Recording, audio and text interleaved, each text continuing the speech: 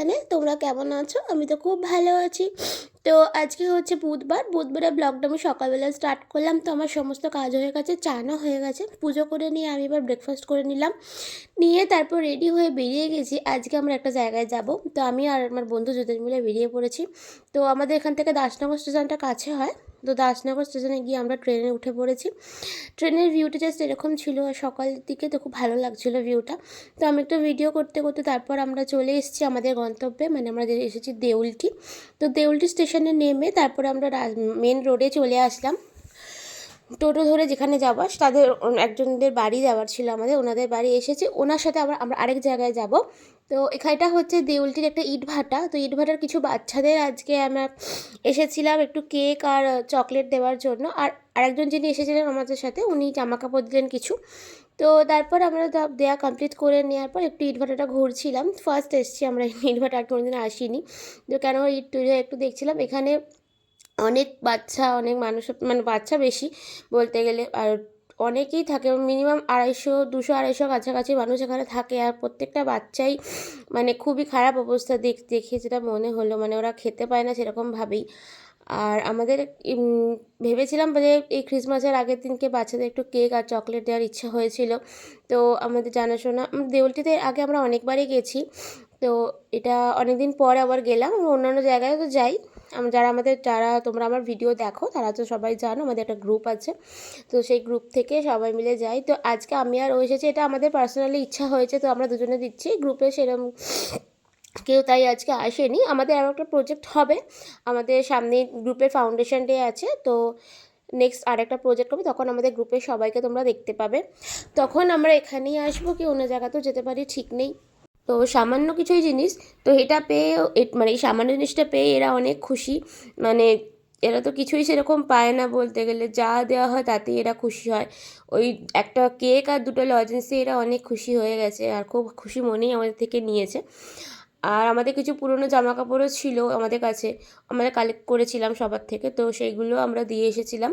তো সেগুলো এদেরকে দিইনি, সেগুলো হচ্ছে যিনি আমার সাথে গিয়েছিলেন ওনার একটা উনি জামা কাপড় নিয়ে পুরনো জামা স্টক করে তারপর সবাইকে দেন। তো ওনার কাছে দিয়ে এসেছিলাম, উনি তারপরে আবার সবাইকে ডিভাইড করে দিয়ে দেবেন। আসলে সব সব বয়সের লোক জামা কাপড় আছে, ছোট বড় মিলিয়ে। তো সবাইকে দেখেই ভালো করে দিতে হবে। তো তারপর আমাদের দেয়া কমপ্লিট হয়ে যাওয়ার পর তারপর একটু ওদের সাথে ছবি তুলে নিলাম, নিয়ে আমি আবার বাড়ি চলে আসলাম। বাড়ি এসে তো আজকে হচ্ছে কেক বানাতে হবে, কালকে ক্রিসমাস। তো কেক বানানোর জন্য ফ্রেশ হয়ে রেডি হয়ে গেছি, কেক বানাবো। তো সব গুছিয়ে নিয়েছি, এখানে গুড় নিয়েছি, চিনি গুঁড়ো করে নিয়েছি, ময়দা, এখানে সব ড্রাই ফ্রুটস আছে, বেকিং পাউডার, ভ্যানিলা এসেন্স, এদিকে তেল। আর এখানে হচ্ছে টুটি ফুটি কিশমিশটা আমি একটু অরেঞ্জ জুসে ভিজিয়ে রেখেছি, আর নিয়ে নিয়েছি ডিম। তো এবার ফার্স্টে ময়দাটা নেবো, শুকনো উপকরণগুলো নিয়ে আমি ভালো করে চেলে নেবো। ময়দা দিয়ে দিয়েছি, এখানে নিয়েছি 2.5 কাপ ময়দা। 2.5 কাপ ময়দার জন্য 2 চামচ দিয়ে দিয়েছি আমি বেকিং পাউডার, অল্প একটুখানি নুন। এটা ভালো করে চেলে নেবো, নিয়ে আমি সাইডে রেখে দেবো। দিয়ে এবার বাকি ইনগ্রিডিয়েন্টসগুলো রেডি। 2.5 কাপ ময়দার জন্য আমার এখানে লাগবে 5টা ডিম। তো 5টা ডিম আমি একবারে নেবো না, একটা একটা করে নেবো, ভালো করে ফেটিয়ে নিয়ে আবার একটা নেবো। নিয়ে এভাবে ভালো করে ডিমগুলো ফেটিয়ে নেওয়ার পর আমি দিয়ে দেবো তেল। তেল দেবো হচ্ছে 1 কাপ আর 1/4 কাপ দিয়ে সেটাও ভালো করে মিশিয়ে নেবো। নিয়ে তারপরে চিনি গুঁড়োটা দিয়ে দেবো। আগে তেলের সাথে ডিমটা ভালো করে মিশিয়ে নেওয়ার পর চিনি নিয়েছিলাম ওখানে 1 কাপের মতো চিনি নিয়েছিলাম, আর বাকি 1/4 কাপের মতো আমি গুড় দেবো হচ্ছে ওই ব্রাউন সুগার দেয় মেনলি কেকে। তো ব্রাউন সুগার একটা কালার আসে, আর এই গুড়টা দিলে সেই কালারটা খুব তো আসে না, তাও মোটামুটি একটা ভালো কালার আসে। তো ওই জন্য অল্প একটু গুড় দিলাম। গুড় দেওয়ার পর এবারে আর কিছুই দেবো না, এবার শুকনো উপকরণগুলো যে আমরা চেলে রেখেছিলাম সেগুলো মিশিয়ে দেবো ভালো করে। অল্প আর্ধেকটা মেশাবো, একবারে সবটা দেবো না, আগে আর্ধেকটা দিয়ে ভালো করে মিশিয়ে নেব। নিয়ে বাকি অর্ধেকটা দেবো, দিয়ে ভালো করে মিশিয়ে নেব। মিশিয়ে নেওয়ার পর তারপরে আরও বাকি জিনিস যেগুলো থাকবে সেগুলো দিতে হবে, কেন আর ময়দাটা ভালো করে ব্যাটারটার সাথে মেশাতে হবে, একদম যেন কোনো লাম্পস না থাকে।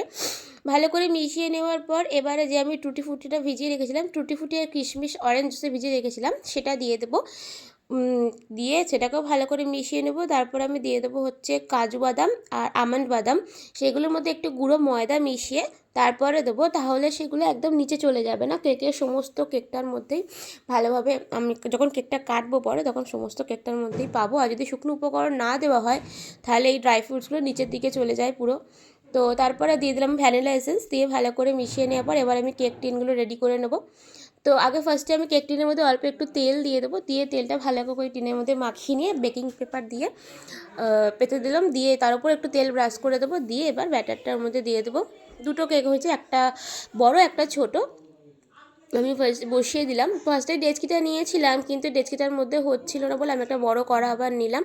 তো কেকটা বসানোর পর 10 মিনিট মতো ঢাকা দিয়ে রেখেছিলাম, দিয়ে তারপর আবার 10 মিনিট পর ঢাকাটা খুলে আমি ওপর দিয়ে ড্রাই ফ্রুটস, তারপরে হচ্ছে টুটি ফুটি সব ছড়িয়ে দিলাম, যাতে এগুলো নিচে চলে যাবে না, ওপরে 10 মিনিট পর দিলে ওগুলো ওপরেই সুন্দরভাবে থাকবে।